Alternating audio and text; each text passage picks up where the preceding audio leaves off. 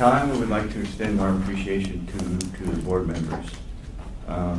This year's been extraordinary in creating this partnership with you to better protect the public and to look at the rules, regulations, and statutes. At the August meeting, June meeting, you allowed us to talk about a couple of big issues: dry needling. Did I say something wrong? Oh. Dry needling and TPT and manual therapy. We need some clarification as legal looks at this. Some of these issues perhaps can be easily remedied in regulation, and some of them need to be done in statute. So we've had the opportunity to make a presentation. We'd like to ask that you put this on the November meeting to further discuss this and perhaps take action if there's action that can be taken as far as something falling under the category of regulations and something that positions that we've taken and informed you on that you agree with us. And if not, in statute, so that we can start to prepare our regulatory language and to indicate to us and to the public your position. On these, we're pretty clear with as other issues come up. We'd like to compliment the board on their efficacy at lowering the backlog of enforcement cases. This last couple of years with Ben and the team he's put together, we've really reduced that a lot. I mean, I understand that the costs are up, but we're really excited that especially that the sexual impropriety cases have gone way down. That was the most alarming thing over the past X amount of years, and that's really gone down, and I think that that's the board getting the word out there. CalATMA looks forward to working with the board and the schools to continue to prevent and be on the proactive side, as Mr. Kittman said last time, so that we don't have these high costs. I'd like to see our profession have a lot less enforcement. We see that the costs are going up, so let's see if we can be a little bit more proactive, and we appreciate this back and forth, letting us know what the issues are, and to work with the schools too. It's a partnership of all the stakeholders, and this year has really been a good example of how it can work. The Senator for Medicare and Services, CMS, is doing a research study on the effectiveness of acupuncture for low back pain. And you might think that that doesn't have any effect on the scope of this board, but we believe that it does. In so much as that you at least can authenticate the things that we're saying. We've sent the board a copy of CalATMA's letter to CMS. Because of the way that the research paper was drawn up, the majority of California practitioners will be exempt from participating in the study because they only accept NCCAOM. So just to highlight a few things, we articulated the psychometric equivalency of the test that you've alluded to. We talked about the historical participation of us in work comp. We talked about our occupational analysis, and that's all in the letter that Ben has gotten, and we hope that he'll distribute to you guys. I think he's already done that. Much like when I get something from the California state, if I want to do some business with somebody overseas, you have to have that authenticated. So I don't know if there's a process for that, but that's what went through my mind is if this letter, the things that are in this letter, if the board sent a letter to CMS and said, we authenticate the things that are in this letter, these things that they're alluding to and referencing the Acupuncture Board are accurate. You're not taking a position in support of the profession, but you're just saying that what we've said, highlighting the work that you have done, is accurate. Because with 30% of the practitioners in America in California, this excludes a huge population and the most experienced practitioners from participating in this low back study. So take a look at this, and we hope that the ball has already been rolling for comments, but I'm sure if the Acupuncture Board weighed in, it would have some weight and would certainly go to serving us and the people of California. So perhaps we can put this on the November ballot, the November meeting on November 7th. Our annual meeting, our first annual meeting for CalATMA, remember we just started this year, so we're really moving along, will be in September, right around here in Cupertino. We will be sending out invitations to the board and to the profession, to the different schools, highlighting a couple of continuation things. We'll be talking with, honoring Evan Lowe, Honorable Evan Lowe, for his foresight and vision of trying to get all acupuncturists united and to be able to approach the Acupuncture Board and the legislature in a united fashion. And this year's been historical for CalATMA, pretty much being the only one here all year and being able to create that relationship. And I know that the legislature and the profession is watching CalATMA with, be the voice of the profession. Everybody else has a voice, but we seem to be here. CalATMA Government and Legislative Affairs Board position on bleeding.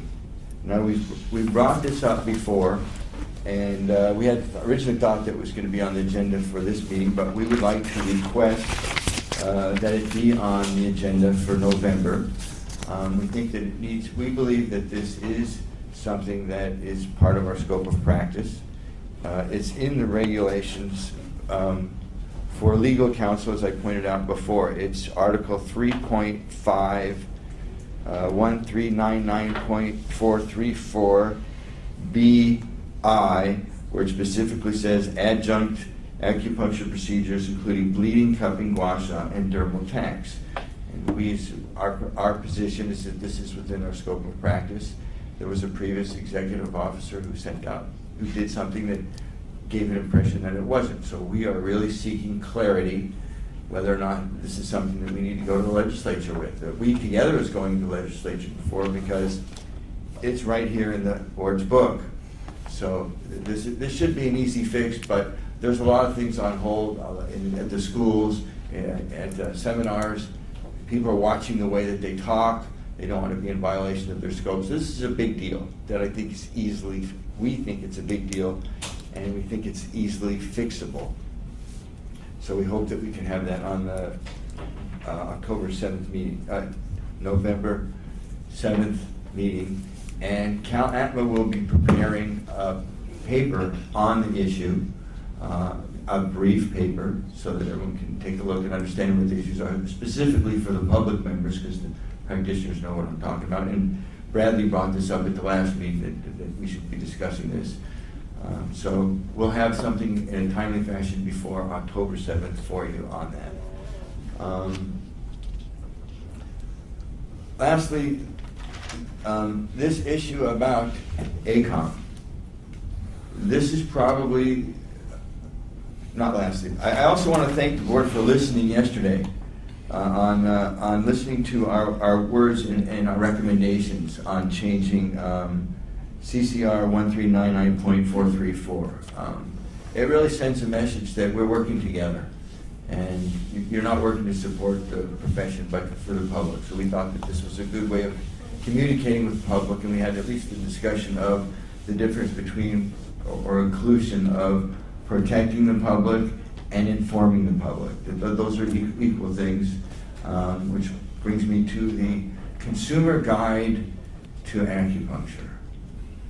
Not since Arnold Schwarzenegger left office have we had the Consumer Guide to Acupuncture. For those of you who don't know, there have been 4 publications of this. I have given the board copies of this. We would like this to be on the November,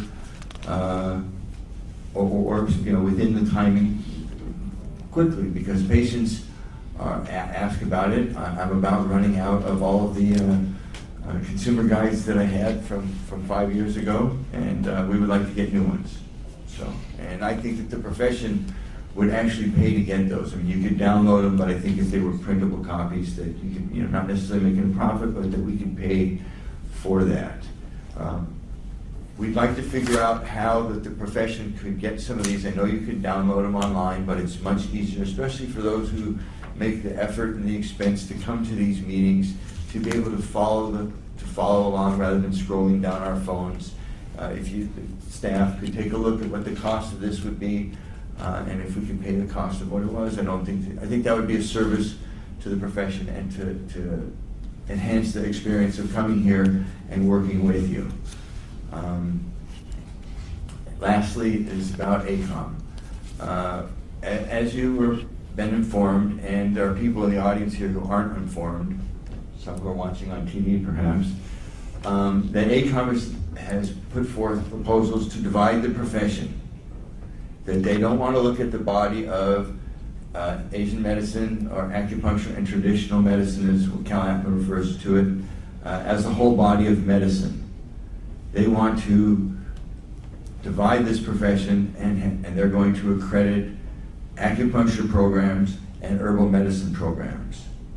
And that doesn't include the bridge of all the other things that we do, whether it's moxibustion or gua sha or bleeding or tuina and qigong and all the things that make up the beauty of what this medicine is, especially in California. And with a third of the practitioners in the country here, what we do is a big deal. So of everything that I've asked to be on the agenda in November, this is the most important. And I'm advising the board to get a big room in San Diego. Because I think that every acupuncture association is going to show up. I think that the schools are going to weigh in on this, because this has a huge impact on everyone in the country. I would recommend, on behalf of our committee, that you invite ACOM to come here to see what kind of impact this would have, that this would throw everything that you're doing into a tizzy. And that within the last 2 years, ACOM has been the accrediting body for California. And I just kept hearing again and again with Jay's great presentation and all the references to ACOM, that we're changing all the regulations because ACOM has so much power.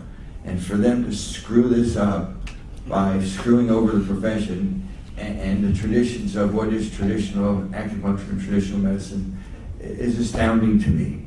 So we really want this on the agenda, and we will send you information. We want the board to be up to speed on this and be able to make a decision.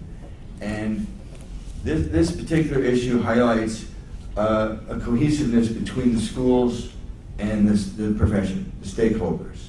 And it got me to thinking that it's really great this past year, 2 years, that you've been asking for what comments from the profession. I'd also like to extend that to our brothers and sisters who run the schools, that perhaps we can have an update from the schools, an update on the doctoral programs, so that those that regulate the profession have a clearer picture of some of the problems that might be having, stopping cheating scandals. Anything that one school hears, that this should be a safe zone for us to be able to protect the public. So perhaps in the future you could include them on here. That concludes my presentation. Thank you very much for listening. Thank you, Mr. Miller. Any other updates from the association?